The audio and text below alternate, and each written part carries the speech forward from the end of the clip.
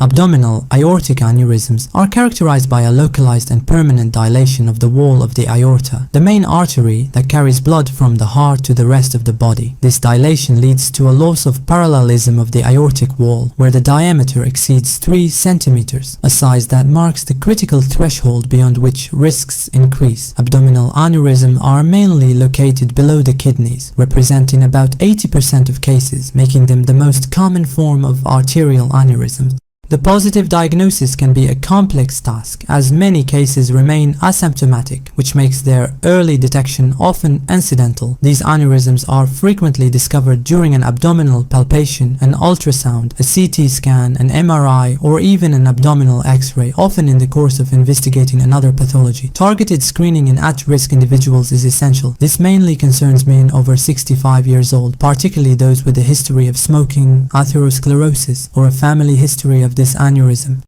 When an aneurysm becomes symptomatic, it may present with intense abdominal pain or with the presence of a pulsating palpable mass in the abdomen. Complications related to abdominal aneurysms can be dramatic and often occur suddenly. A rupture of an aneurysm, which constitutes a life-threatening emergency, is most often retroperitoneal or less frequently intraperitoneal. An aortodigestive or aortocaval fistula may also develop. Thromboembolisms represent another feared complication, with risks of embolism of the lower limbs, leading to symptoms of ischemia, sometimes accompanied by blue toe syndrome or total thrombosis of an aneurysm.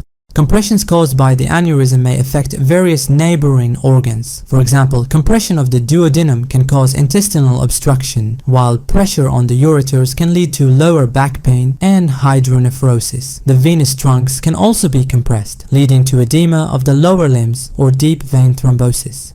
For this video, we will take as an example the case of uncomplicated symptomatic abdominal aneurysms. The patient's medical history is an essential starting point. The risk factors to consider include a history of cardiovascular diseases, the presence of cardiovascular risk factors such as smoking, hypertension, hyperlipidemia, as well as a family history of abdominal aortic aneurysm. Specific conditions such as Marfan syndrome or inflammatory aortitis should also be explored, as they increase the risk of aneurysm. Functional signs include abdominal pain that is generally inconsistent, dull in nature, and often located in the epigastric region. It may sometimes radiate to the lumbar area or hypogastrium. Associated symptoms such as bloating or constipation may also appear, indicating pressure on nearby organs. The intensity of the pain, especially if it occurs suddenly and sharply, raises concern for an imminent rupture. In such a case, the priority is to urgently transfer the patient to a vascular surgery center for immediate management.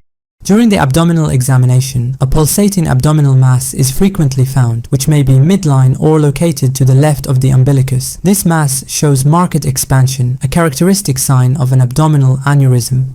DeBakey's sign allows precise localization of a subrenal aneurysm and is particularly useful. This test involves sliding the ulnar edge of the hand between the upper pole of the aneurysm and the left costal margin, confirming the subrenal location of the aneurysm. A thorough general examination is also essential. It includes cardiovascular assessment to evaluate possible systemic manifestations and the search for other aneurysm locations, particularly popliteal aneurysms. To confirm the diagnosis of an abdominal aortic aneurysm and evaluate its progression, paraclinical examinations are essential.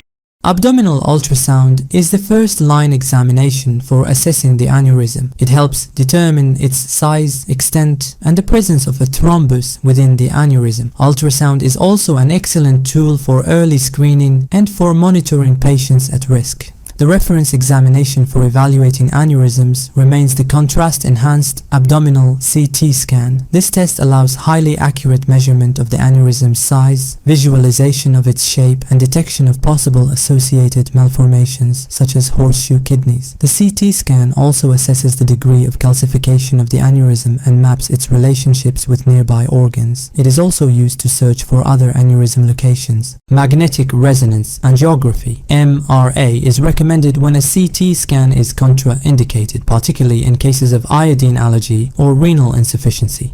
Arteriography. Although not systematic, it may be indicated in certain clinical situations, in cases of diagnostic uncertainty, or to refine the diagnosis when other examinations are inconclusive, to locate a suprarenal aneurysm that is difficult to visualize by ultrasound or CT. when the limits of the aneurysm are not clearly identified by other imaging methods. Laboratory tests help assess the presence of an inflammatory syndrome, which could indicate an infectious or inflammatory aneurysm. The search for other aneurysms is an essential step in the evaluation of patients with an abdominal aortic aneurysm, as multiple locations are often present, particularly in the peripheral arteries. Popliteal aneurysms represent about 30% of cases. Clinical examination, especially through palpation of the popliteal region, allows suspicion of this condition. In case of doubt, an ultrasound is indicated to confirm the diagnosis. Thoracic aortic aneurysm may coexist with an abdominal aneurysm. If its presence is suspected, a chest X-ray can help visualize possible abnormalities, as CT angiography or MR angiography of the thoracic aorta will then specify the exact location and dimensions of the aneurysm.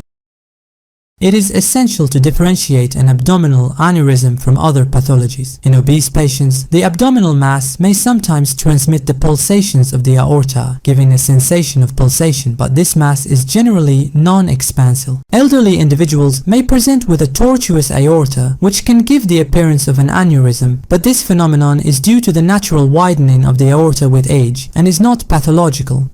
Retroperitoneal fibrosis can mimic the symptoms of an abdominal aneurysm by causing compression of adjacent structures. In some young women, the arteries may naturally be more pulsatile, particularly in the abdominal region, which can be mistaken for an aneurysm. In case of doubt, ultrasound and CT angiography are the examinations of choice to rule out or confirm the presence of an abdominal aneurysm. These two tests help clarify vascular abnormalities and establish an accurate diagnosis, thereby ensuring optimal patient management.